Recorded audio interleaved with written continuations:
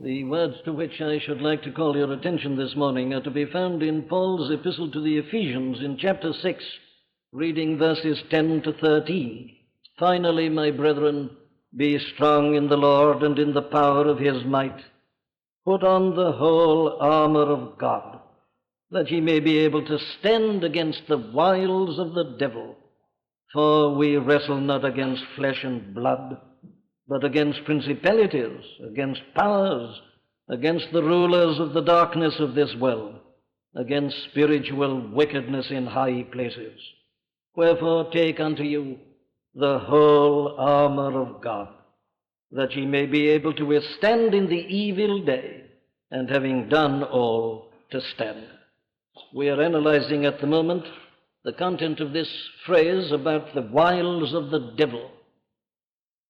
And we've seen that the devil exercises these wiles upon the church in general, producing a travesty of the church, producing something that is so different from the New Testament church that you can't even recognize it to be the same thing, and yet persuades people that it is still the Christian church. The wiles of the devil, as manifested in heresy and in apostasy and these other general ways. But then we've also started looking at the wiles of the devil as they're exercised upon the individual Christian believer. And here we see that he can attack the mind, he can attack the experience, the realm of experience, sensibilities, that part of men's being, and also the more active part concerned with the will and with volition. Well, now at the moment we're looking at the wiles of the devil as they're exercised upon us in the realm of experience. We've seen that he sometimes queries the place of experience altogether. He'll either exaggerate its importance or dismiss it. And then he does the same with feelings. Much confusion we saw is caused by that.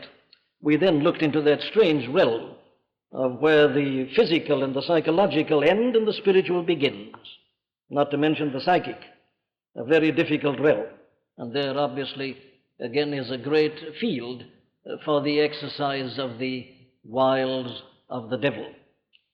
But now we've moved on from that to another group of difficulties, and that is the devil attacking us in the realm of assurance of salvation. Now, this is the subject we began to consider last Sunday morning. How the devil tries to trip us and to get us into trouble just in that particular realm and matter of assurance. And the first thing we saw was that he tries to delude us by giving us a false or a spurious, a counterfeit sense of assurance, a false peace, a false joy, the Laodicean condition, when we think that all is well, that we're very rich, when indeed we are very poor and naked and blind. Well, having looked at that, we're moving on to another aspect. And here now we are going to look at the way in which the devil tries to shake us in our assurance in some form or other. Now, I laid down at the end last Sunday morning a proposition that I want to repeat because it's a very important one. If we are not clear about this, we shall all inevitably be in trouble. The devil cannot rob us of our salvation, try as he will. That is something he cannot do. But while he cannot rob us of the salvation itself, he can most certainly rob us of the joy of salvation, or the enjoyment of the salvation, or the rejoicing in the salvation. Now, that's the thing we're going to look at. This is the reason why it is possible for us to be Christians and yet not really happy. It's the whole explanation of the so-called miserable Christian. I know there are people, and I'm going to deal with them in a moment, who say that's impossible. There's no such thing as a miserable Christian. The answer is, there is. And it is the wiles of the devil that produce such a condition. He shouldn't be allowed to, of course, but he does. And therefore it behoves us to examine this matter. Now then, let's look at some of the ways in which he tries to shake us in our confidence. We're looking at the devil as The Bible describes him as the accuser of the brethren, a kind of counsel for the prosecution, always accusing, bringing in an accusation, or the devil, if you like, as our adversary. Now then, how does he do this? Well, the first is the one I've already hinted at in passing. He queries sometimes, or causes us to query, the very possibility of assurance. There are many Christians who've never had assurance of salvation because they don't believe even in the possibility of assurance of salvation. They say it's something that literally cannot happen. Now, there are many ways in which this has been taught. For instance, the Roman Catholic Church teaches that. I don't want to stay with this because I did mention it when we were dealing with the whole case of the Roman Catholic Church. But that is a part of her teaching. She opposes strongly, violently, the teaching of assurance of salvation. She says that no person can be assured that he's going to heaven while he's in this life and in this world. Now, we needn't go into the reason for that teaching. It's a misunderstanding of the gospel, and of course it is obviously a part of their whole system. It means that you're always dependent upon the priesthood. It means that you've always got to go and confess your sins. The confessional comes in, and all that accompanies that, and indulgences and so on. It means, of course, that you need the help of the saints, and you therefore pray to them. All that's typical of Rome comes in largely because of this question of assurance. Even when you die, well, it's still uncertain. You have to go to a place they call purgatory, and there prayers have to be offered for you, candles have to be lit, payment has to be made. The whole thing is so uncertain. Of course, you're assured that the church will probably manage it in the end, but you can't be sure while you're here. It does away with the whole doctrine of assurance. It is indeed the key to the understanding of all that utter travesty of the Christian church as depicted in the New Testament. Well, of course, if you believe that kind of teaching, you will never have assurance. And the result is that you will always be more or less an unhappy and a miserable Christian. But this teaching, unfortunately, is not confined to the Roman Catholic Church. There are those who are Protestants, and sometimes very good Protestants, who tend to hold the same teaching. And they do so for this reason, that they regard it as presumption. They say, who am I to say that I'm a child of God, that I'm saved? I'm so unworthy. I'm aware of so much blackness in myself. Surely, they say, this is presumption. Now, this happens in very good people. I've known some very good and godly people and very active workers in the Christian church who've been in this position. They've regarded it almost as sinful to claim assurance of salvation. They say, oh, look at that man claiming that he's a child of God and so on. They regard it as something which is almost terrible. Very well, if the devil can succeed in making us think along those lines, obviously, he's already achieved his end and object, and he'll keep us in this fearful, unhappy state and condition. Sometimes up, sometimes down, probably more down than up, almost afraid to be happy, and indeed he can press this point, and has done so very often, to this extent, that in a sense your only assurance of salvation is that you're very miserable. Now, I'm not exaggerating when I say that. I could give you chapter and verse. There have been sections of the church that rarely have taught that. They've been so afraid of the false joy that they've gone to the other extreme. And as I say, ridiculous though it is and though it sounds, they've only had the kind of contentment when they have felt utterly miserable and complete failures. Well, now, there is no need to stay with this, I'm sure. The answer to it all is the teaching of the New Testament itself, which exhorts us to assurance. These things, says John in his first epistle, chapter 5, verse 13, these things write we unto you that believe, that ye might know that ye have eternal life, that you might know it. The exhortation of this great apostle Paul everywhere is, rejoice in the Lord always. And again I say, rejoice. You're not meant to rejoice in yourself. Who said you were? Therefore, if you look in, you can't be rejoicing. But you are not to rejoice in yourself, you are to rejoice in the Lord. Ultimately, this is a matter of understanding clearly the doctrine of justification by faith only. It is the bringing in of works, again, in some shape or form, that accounts for this failure to realize that the Christian is meant to rejoice. As that hymn of Isaac Watts, which we have just been singing, puts it so well, these sons of grace have found glory begun below, celestial fruits on earthly ground, from faith and hope may grow. Very well. We are meant to be rejoicing as we are marching to Zion.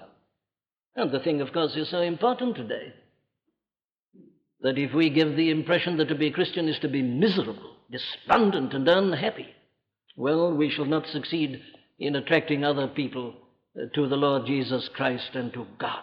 So the devil naturally makes great play with this, and he does it with the most conscientious people. He does it, I say, with the best people generally, because they're so afraid of making a false claim and of bringing the gospel into disrepute. What if I said that I'm saved this and then somebody sees something wrong in me? But that's very false arguing. The apostle describes the members of the church, even the church at Corinth, as saints. They are. They've been separated unto God. They're his children, though they were guilty of some very grievous sins. In other words, we must beware of the snare of the devil at that point and not allow him to entrap us and get us into confusion. But then, of course, we go to the second. And the second is that the devil tries to persuade us to believe the exact opposite of that, which is that you cannot be a Christian at all if you don't have assurance of salvation. You see, the principle, I keep on reminding you of this Sunday after Sunday, the method of the devil, his principle of operation is always the same, always from one extreme right over to the other extreme. The devil is always at the extremes. Doesn't matter what the extreme is, he's always there. He always makes us overdo something. And it's by overdoing things that we do the harm, because we have been caught by the wiles of the devil. So having persuaded us, or having escaped his persuasion, rather, that assurance of salvation is not something which is impossible, he now goes to this other side and says, well, if you haven't got assurance, you're not a Christian at all. Now, here again is a matter about which we've got to be very careful. Even the Protestant reformers, one feels, more or less fell into this trap to a certain extent and at certain points. It's not at all difficult to understand why they did. It was, of course, their reaction against that Roman Catholicism to which I've been referring. They were anxious to bring out this faith principle, this justification by faith only. They said a man doesn't wait until he's absolutely perfect before he knows that he's a child of God and that he's saved. That had been the whole trouble with Luther, you see. Luther was a Christian man. He was unhappy. Why? Well, he felt he wasn't good enough. He couldn't be sure that he was a Christian until he'd got rid of every sin. He couldn't be sure that he was a Christian until he had not only ceased to commit acts of sin, the very desire for sin should have gone. That was Roman Catholic teaching, that you must be completely sanctified, absolutely perfect, before you're entitled to this assurance. Well, now, that was his condition. But suddenly, the Holy Spirit opened his eyes to this glorious New Testament teaching, the just shall live by faith. This righteousness of God which is given by faith. This is something which comes at once, immediately can be received. He saw it and was liberated. And of course, he rejoiced immediately in his salvation. It was not surprising, therefore, that he and the other Protestant fathers who followed him should have gone so far as to say that faith always includes knowledge, that you rarely can't have faith without having assurance, that you can't really see this and believe it without automatically, as it were, rejoicing in it and being absolutely certain of it. But there is no doubt at all that they went too far. Of the two, of course, it's so much better than Roman Catholicism and its teaching, because it does bring out this vital element of justification. But it goes too far, and thereby has often been a cause of causing great unhappiness and uncertainty, not to say misery, in the minds and in the hearts and in the experiences of many Christian people. Well, how do you prove that the teaching was wrong, says someone? Well, I do it again by quoting that very verse that I've already quoted to you out of the first epistle of John in the 5th chapter. And there it is in that 13th verse. These things have I written unto you that believe on the name of the Son of God, that, in order that ye may know that ye have eternal life, and that ye may believe on the name of the Son of God. They were believers. He's writing to believers, but they were lacking assurance. He writes in order that they may have it. And, of course, the whole of the epistle to the Ephesians is, in a sense, written for the same end and object. In other words, we must be clear that there is a distinction here.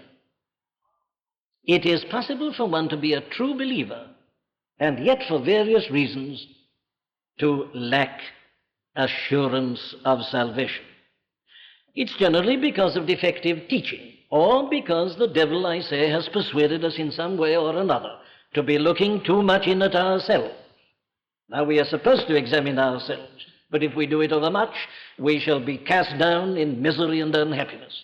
We must avoid the two extremes there, of no self-examination to much self-examination.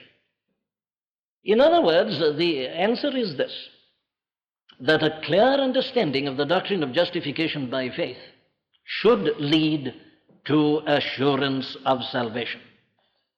Being justified by faith, therefore, says the apostle in Romans 5:1, being therefore justified by faith, having been therefore justified by faith, we have peace with God. I don't care even if you adopt the other translation.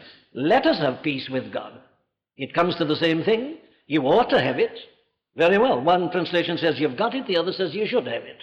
But the point is that in both they're agreed that a clear understanding of justification should lead to assurance and to certainty and to rejoicing. Now, we must be clear about this, therefore. It is possible to be a Christian without the assurance, without knowing it. Well, you say, how do I know that I'm a Christian at all? Well, the answer is this. If you know that you're a sinner, if you have ceased to rely upon your own works, and if you are looking only to the Lord Jesus Christ and his perfect work on your behalf in his life, in his death upon the cross, in his resurrection and ascension, if you are not looking at all to yourself, if you have no confidence in the flesh, and if you say, well, I don't know, but my only hope is in him. I'm trusting only to him. I'm relying utterly upon him. You say that, and I say that you're a Christian, and that what you need is to have instruction, to have your eyes open. You can be a Christian without assurance, but you should have assurance, and you shouldn't rest content without it. You should realize that you're a very defective Christian without it. Defective from your own experimental standpoint, still more defective from the standpoint of your witness and your testimony. Here it is, I say, so open and plain. We are meant to be rejoicing people, and we have no right to be anything else. I'm not saying you're not a Christian if you're not rejoicing, but I am saying that you should rejoice, and that you should deal with yourself until you do rejoice. Get back again and clearly understand the doctrine of justification by faith only. Well, there you see the devil on the one hand and on the other, pressing us too far, would get us into confusion about this assurance, and depress us and make us miserable and unhappy. Let me hurry to another way in which he does the same thing, and that is by making us look back. The past. What a trouble the past is in the life of most of us. How often are Christian people robbed of their joy and their assurance by the devil persuading us to look back, looking at the past, skeleton in the cupboard. There's nothing that he does so frequently as this. There's nothing, to put it the other way around, that one has to do so frequently as a pastor or a physician of souls as to exhort people to let the dead past bury its past. and never to look back, forgetting the things that are behind. Now, how does he do it? Well, he puts it like this. He comes to a man who's only become a Christian perhaps late on in life, and he says, it's too late. He says, you're a coward, you're a cad. You've had your fill of the world's pleasures, and now when you're beginning to get afraid because you're getting old and because you're dying, you turn to God and to Christ. You coward. No, he says, it can't happen like that. God is a just and a righteous God, and he can't let you live in the world until the last minute and then turn. Too late, my friend, he says, too late. He says this very frequently to those who have been converted and have become true Christians. Or if he doesn't do it like that, he does it like this, and this is a much more subtle one. He makes you think of the years you've wasted. You spent all those years living the life of the world in godlessness and irreligion. Just wasted it all. And you can't forgive yourself for that. You see it now. But there it is. You've done it, and he can make you so utterly miserable that you'll be quite dejected. You lose all the joy of your salvation because of the years that you've wasted. They've gone irretrievably. You can't get them back. Then he goes on and says, you see, if you hadn't wasted them like that, think what you might be now. Now, isn't it extraordinary that we can be deluded like this and trapped by the devil? But don't you know something about this? Think, he says, of what you might be now, if only you'd become a Christian in your adolescence or when you were young, but you've allowed the opportunities to slip. You've come in late. Here you are. You might now be a shining, glorious, wonderful saint, but gosh, you've allowed the time to go. And then another way is this. Think of what you might have done. Think of the good you could have done. If only you'd become a Christian when you were young, you might have been a foreign missionary. A great church might have come into being as the result of your activities. You might have given great gifts to this or that. The whole thing might have been different, and you would have been a Christian full of wonderful achievements. Look at the good you could have done in the kingdom. Now the devil just holds us face to face with these vain regrets, that he can cast us down into the very depths of despondency and almost despair. He'll keep you looking at your past in all these ways. Vain regrets. The opportunities that have gone, that are never to come back again. And what do you say to him? How do you meet him? Well, of course, when we come to the positive exposition of the whole armor, we shall see it still more clearly. Let me anticipate to this extent to give relief to any burdened, unhappy soul that may be listening to me, who's been just looking back across wasted years, a wasted life, wasted opportunities. If only I'd been delivered earlier, and so on. In the name of God, I say to you, realize that that is always the devil. It's always the devil who makes you look back, because what he's doing is this. He wants to spoil the present and the future. And as long as you are looking back, you'll have no pleasure in the present. You won't be doing your work properly now, and you won't be able to do your work in the future. Can't you see that it's the wiles of the devil? Oh, let me open your eyes and see what's happening. Your regrets are useless. You can't undo the past. There's nothing you can do about it at all. If you have no other reason, that's enough. Don't waste your time. But see that it's the devil. While you are downcast because of your past, you're downcast in the present. And it is the joy of the Lord that is our strength. And while you're unhappy, you're not functioning well now. So for every reason, refuse. But you know, I've got something still more wonderful to say to you. The devil says, it's all wasted, irretrievable. Never have an opportunity again. That's gone and gone forever. It's a sheer waste. Turn to him and say, I remember the words of my Lord, who said that you're a liar and the father of lies, that you are a liar from the beginning, and I see that you're still a liar. What you're saying is not true. What God says is this, I will restore the years that the locust hath eaten. Thank God. I agree. Amen. It's the only word in the universe that can tell you that this morning. No other teaching can tell you, I will restore the years that the locust hath eaten. But God says it, and God can do it. You know, my friend, in the hand of God you can do more in 5 minutes than you could have done in 50 years on your own. Don't listen to the devil. No, the past is not altogether hopeless. It doesn't mortgage the present nor the future. God delivers you, makes you a new creation. You're a new man in a new world. Leave the past. Don't look at it. Never look at it again. It's always the devil that makes you look back. Refuse it. Set your face steadfastly towards the future that is so glorious before you. Well, of course, I want to add in this category also the way that he sometimes, and this is a devilish thing for the devil to do, he raises up some past sin committed in the past, and he'll so hold it before you that you can't get away from it. Whichever way you look, it's there. The thing, one sin perhaps, that you did in the past. Let me illustrate this with one brief illustration, which will show you, I think, the whole point I'm trying to establish. I remember very well the case of a man who became a Christian at the age of 77. He had lived a very evil and a very violent and godless, sinful life. But at the age of 77, in a very wonderful way, this man was converted. And the time came for him to have his first communion. He'd never been at a communion service in his life before, and this to him was the greatest moment of his life.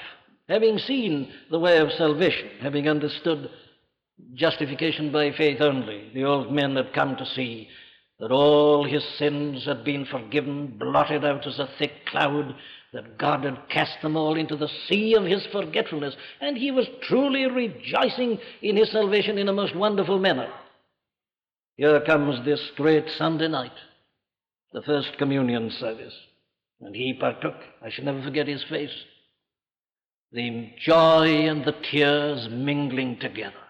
He was really having a foretaste of heaven, and we were all rejoicing with the men. And then the next morning, Monday morning, there was a loud knocking at our door. Before we'd even got up, we couldn't make out what it was. And on finding out, we found this poor old man standing at the door, heartbroken, utterly wretched, weeping uncontrollably, utterly disconsolate. Having got him into the house and having questioned him, I discovered that his trouble was this. He'd gone home like that with friends rejoicing, and had gone to bed and was just lying on his back in bed going to sleep when suddenly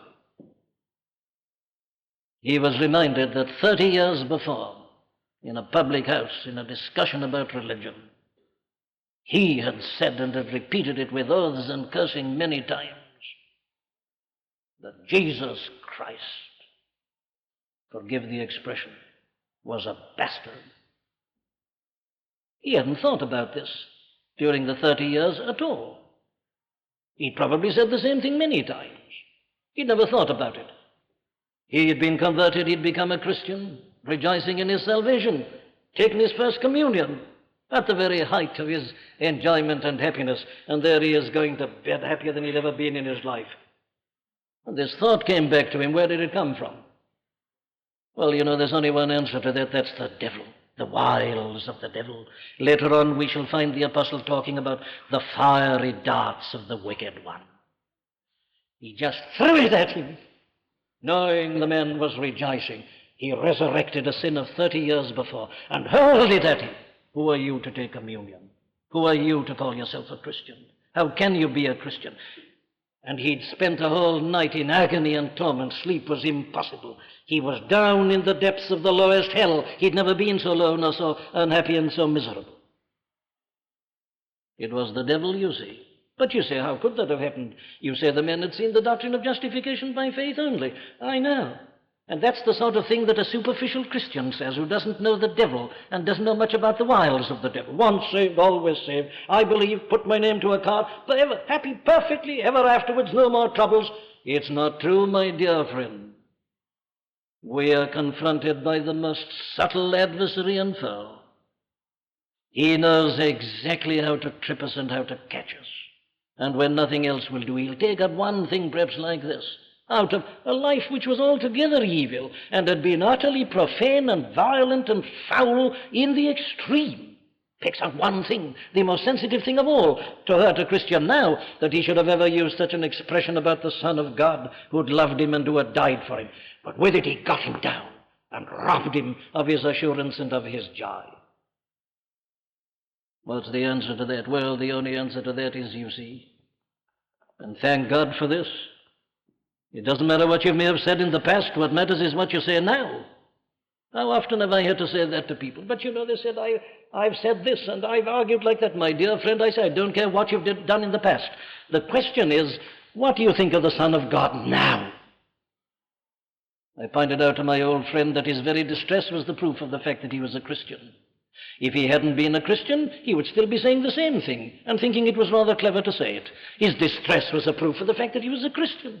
If he could have cut his tongue out, he would. He'd do anything to erase that. That's the proof that he's a Christian. The devil is wrong again then. You can turn the tables on him and send him fleeing away from you. If you now love him and desire to know him, I say in the name of God, it doesn't matter what you may have said or done in the past. It's what you're saying now that matters. Have nothing whatsoever to do with the past. Let's hurry on. Another group of troubles arises in this way. Owing to variations in experience. Now, here again is a most fruitful line which the devil adopts so frequently. Variations in our experiences. In other words, a man finds himself like this. He became a Christian, was full of rejoicing and of praise and of thanksgiving. But now he begins to notice that he doesn't feel things as he used to feel. Doesn't seem to enjoy it as he did at first. At first, everything was wonderful. Bible reading, prayer, fellowship with Christian people, activities, everything. But now he begins to notice that this is no longer the case. He hasn't got the feelings he had. He hasn't got the enjoyment. He's aware of a sort of dryness that has come into him, and a lifelessness, and a deadness. He seems to be walking in a kind of darkness, as the prophet Isaiah describes it in chapter 50 and in verse 10, the child of light, walking in darkness. And he feels that he's lost something, and feels that he can't get it back. And he begins to say, where is the blessedness I knew when first I sought the Lord? It seems to have gone. Now then, the next step is, well, I wonder whether I am a Christian at all. Surely if a man's truly a Christian, he can't pass through this sort of phase. This is quite impossible. It ought to be getting better and better, but I seem to be worse rather than better. Am I a Christian? Have I ever been a Christian? Was it some false or spurious experience that I had? Was it some psychological something that happened to me? Is it really possible that I am a Christian after all? I'm sure I'm describing the experience of most who are present who've been Christians for any length of time when I put this case before you. Haven't you known the wiles of the devil at this point? Or haven't you? If you haven't, then I say you really had better make sure that you're a Christian. If you know no variations at all in your experience, I take leave to put the question as to whether you're a Christian at all. As I was indicating the other morning, that's the sort of thing the cults do. The cults always overdo it. The Christian does know variations in his experience. What happens when a man becomes a Christian is not that he's suddenly lifted from the ground right up to the heavens and then spends the rest of his life in an orbit up there. It isn't true.